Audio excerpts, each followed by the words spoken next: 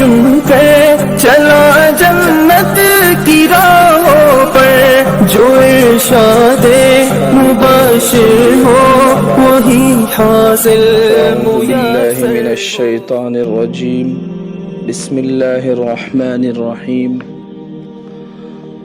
وَقَضَىٰ رَبُّكَ أَلَّا تَعْبُدُوا إِلَّا إِيَّاهُ وَبِالْوَالِدَيْنِ إِحْسَانًا إِمَّا يَبْلُغَنَّ عِندَكَ الْكِبَرَ أَحَدُهُمَا أَوْ كِلَاهُمَا فَلَا تَقُل لَّهُمَا أُفٍّ وَلَا تَنْهَرْهُمَا وَقُل لَّهُمَا قَوْلًا كَرِيمًا وَاخْفِضْ لَهُمَا جَنَاحَ الذُّلِّ مِنَ الرَّحْمَةِ وَقُل رَّبِّ ارْحَمْهُمَا كَمَا رَبَّيَانِي صَغِيرًا۔ پیارے عزیز طلباء، میں نے جو آپ کے سامنے قرآن کریم کی آیات تلاوت کی ہے، اس میں اللہ تبارک و تعالی نے ہمیں دو باتوں کا حکم دیا۔ پہلا تو اللہ نے فرمایا وَقَضَىٰ رَبُّكَ أَلَّا تَعْبُدُوا إِلَّا إِيَّاهُ، کہ تم صرف اور صرف اپنے رب کی عبادت کرو۔ کہ ہم عبادت کریں تو کس کی کریں؟ صرف اللہ کی، کہ ہماری یہ جو پیشانی ہے وہ صرف اللہ کی بارگاہ میں جھکے، ہماری پیشانی صرف اللہ کے سامنے جھکے، کسی مخلوق کے سامنے ہم اپنی پیشانی کو ہرگز نہ جھکائیں۔ اگر کوئی انسان ایسا کرتا ہے تو گویا اس نے اللہ کی ذات میں کسی کو شریک ٹھہرایا۔ تو اللہ نے سب سے پہلا جو اس آیت میں ہمیں حکم دیا وہ کیا دیا؟ وَقَضَىٰ رَبُّكَ أَلَّا تَعْبُدُوا إِلَّا إِيَّاهُ، کہ تم اپنے رب کی عبادت کرو۔ بس اس مختصر سے جملے میں اللہ نے اپنی تمام عبادات کو ذکر کر دیا، اور اس میں اللہ نے تمام عبادات، چاہے وہ عبادت بدنیہ ہو یا عبادت مالیہ ہو۔ عبادت بدنیہ کیا ہے؟ کہ انسان اپنے جسم کے ذریعے جو عبادت کرتا ہے، مثلا نماز، روزہ، یہ عبادت بدنیہ کہلاتی ہے۔ اور عبادت مالیہ جو ہے وہ کہ زکوٰۃ ادا کرنا، حج کرنا، تو ان چیزوں میں پیسہ خرچ ہوتا ہے، تو اس کو کہا جاتا ہے عبادت مالیہ۔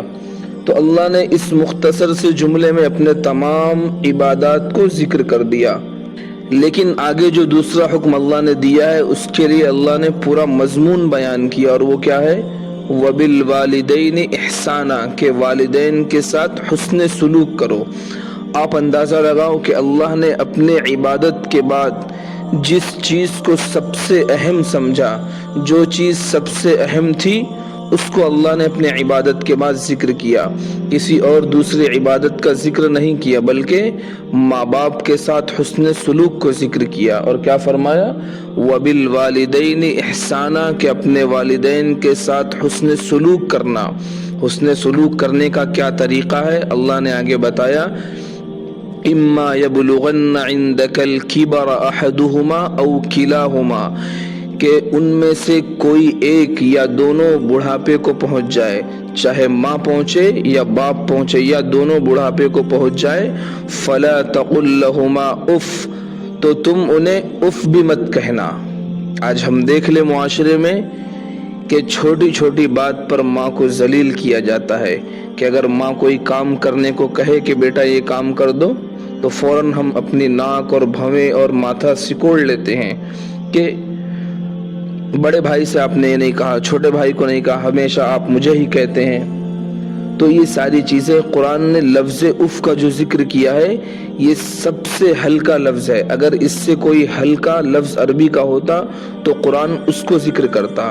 اس سے پتہ چلا کہ جو اف کا لفظ ہے یہ سب سے ہلکا لفظ ہے، اس سے چھوٹی کوئی نافرمانی ہو ہی نہیں سکتی، ورنہ قرآن اس کو ذکر کرتا۔ تو قرآن نے کیا فرمایا؟ فَلَا تَقُل لَّهُمَا اُف، کہ اگر وہ کسی کام کے لیے تمہیں کہیں تو انہیں تم اف تک نہ کہنا، وَلَا تَنْهَرْهُمَا، اور انہیں جھڑکنا بھی نہیں، کہ کسی کام کے لیے کہے تو ان پر غصہ ہونا، اپنے ماتھے پر بل لانا یا ماتھے کو سکوڑنا کہ آپ مجھے ہی صرف کہتے ہیں، فلاں کو نہیں کہتے ہیں، میرے بھائی کو نہیں کہتے ہیں۔ تو اس طرح کے کوئی بھی الفاظ اور اس طرح کا کوئی بھی اثر آپ کے چہرے پر ظاہر نہ ہو.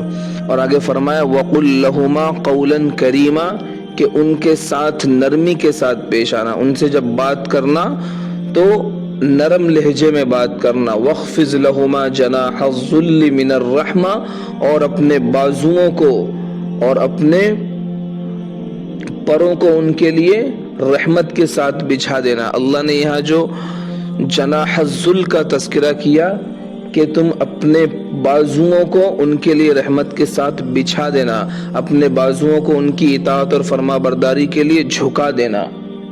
اور آگے فرمایا وَقُلْ رَبِّ ارْحَمْهُمَا كَمَا رَبَّيَانِي صَغِيرًا اور ان کے لیے ہمیشہ دعائے مغفرت کرتے رہنا.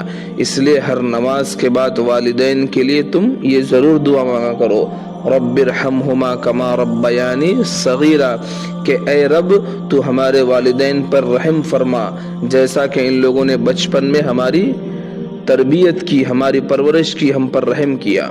تو ہر نماز کے بعد اپنے والدین کے لیے یہ دعا ضرور مانگا کرو. تو اللہ تبارک و تعالیٰ نے اپنے عبادت کے بعد جو دوسرا سب سے اہم حکم ہمیں دیا وہ والدین کے ساتھ حسن سلوک کا ہے. لیکن جب ہم آج معاشرے پر نظر دوڑاتے ہیں تو سب سے زیادہ اگر کوئی ذلیل ہو رہا ہے تو وہ ماں باپ ذلیل ہو رہے ہیں. کہ نوجوان بچہ شادی کر کے جب بیوی گھر پہ لاتا ہے تو وہی فیملی, وہی بچہ جس نے 9 مہینے اپنے ماں کے پیٹ میں رہا, 2 سال تک جس ماں کی چھاتی کا دودھ پیتا رہا, پھر وہی بڑا ہو کر جب جوانی کی دہلیز پر قدم رکھتا ہے اور اس کی زندگی میں جب 1-2 شیزہ آتی ہے تو وہ اسی ماں کو اپنے گھر سے دھکے دے کر باہر نکال دیتا ہے. یہ حال اس وقت ہمارے معاشرے کا ہو چکا ہے. یہ میں غیر کی بات نہیں کر رہا بلکہ مسلمان گھرانوں کا یہ حال ہو چکا ہے.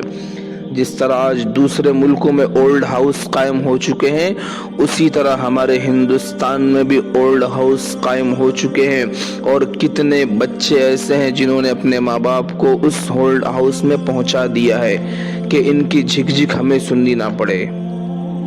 کیا ماں باپ نے اسی دن کے لیے ہمیں پیدا کیا تھا کہ جس ماں نے 9 مہینے تک ہمیں اپنے پیٹ میں رکھا اور 2 سال تک ہمیں دودھ پلاتی رہی, کیا اس کے ساتھ ہم یہی حسن سلوک کر رہے ہیں؟ یہی ان کے احسانات کا بدلہ ہے. اللہ کے نبی صلی اللہ علیہ وسلم کی بارگاہ میں ایک صحابی نے پوچھا کہ یا رسول اللہ مجھ پر سب سے زیادہ حق کس کا ہے؟ تو آپ نے کیا فرمایا؟ امو کا, تیری ماں کا. اس نے دوبارہ وہی سوال کیا, آپ نے فرمایا امو کا. پھر سوال کیا, آپ نے فرمایا امو کا. 3 بار کے بعد جب چوتھی مرتبہ پوچھا کہ یا رسول اللہ پھر کس کا حق ہے؟ تو آپ نے فرمایا ابو کا, کہ تیرے باپ کا. اس سے پتہ چلتا ہے کہ ماں کا درجہ باپ سے زیادہ بڑا ہوا ہے, اس لیے کہ باپ بچے کو جنم نہیں دیتا ہے بلکہ ماں بچے کو جنم دیتی ہے. اپنے پیٹ میں 9 مہینے ماں رکھتی ہے, 2 سال تک دودھ ماں پلاتی ہے. اس لیے تو اللہ کے نبی نے فرمایا تھا کہ کاش میری ماں زندہ ہوتی تو تم دیکھتے کہ میں ان کی ایسی خدمت کرتا کہ اگر میں نفل نماز پڑھ رہا ہوں اور میری ماں آواز دیتی کہ بیٹا محمد, تو میں نماز توڑ دیتا کہ پہلے ماں کی خدمت کرنا ہے. تو اللہ کے نبی نے ہمیں یہ پیغام دیا. اور یاد رکھنا کہ ماں باپ کی نافرمانی ایک ایسا گناہ ہے کہ اللہ تبارک و تعالی دنیا میں بھی اس کا عذاب آپ کو چکھا دیں گے. میں نے بارہا آپ لوگوں کو واقعہ سنایا ہوں کہ ایک نوجوان اپنے باپ کو گھسیٹتا جنگل میں لے جا رہا تھا. جب ایک درخت کے قریب پہنچا تو اس باپ نے کہا کہ بیٹا بس کر, اب اس کے آگے اگر تو لے کے جائے گا تو تو ظالم ٹھہرائے گا. تو اس نے کہا کہ میں گھر سے یہاں تک آپ کو گھسیٹ کر لایا, آپ نے کچھ نہیں کہا. جب میں اس کے آگے آپ کو لے کر جا رہا ہوں تو آپ کیوں مجھے منع کر رہے ہیں؟ تو اس باپ نے کہا کہ میں نے بھی اپنے باپ کو یہیں تک لایا تھا. تو اس سے پتہ چلا کہ تم اگر اپنے ماں باپ کے ساتھ بدسلوکی کرو گے, ان کے ساتھ نافرمانی کا برتاؤ کرو گے, ان کے ساتھ برا سلوک کرو گے, تو آگے چل کر جب تم اس مقام پر پہنچو گے, جب تم کسی کے باپ بنو گے تو تمہاری اولاد بھی تمہارے ساتھ وہی برتاؤ کریں گے.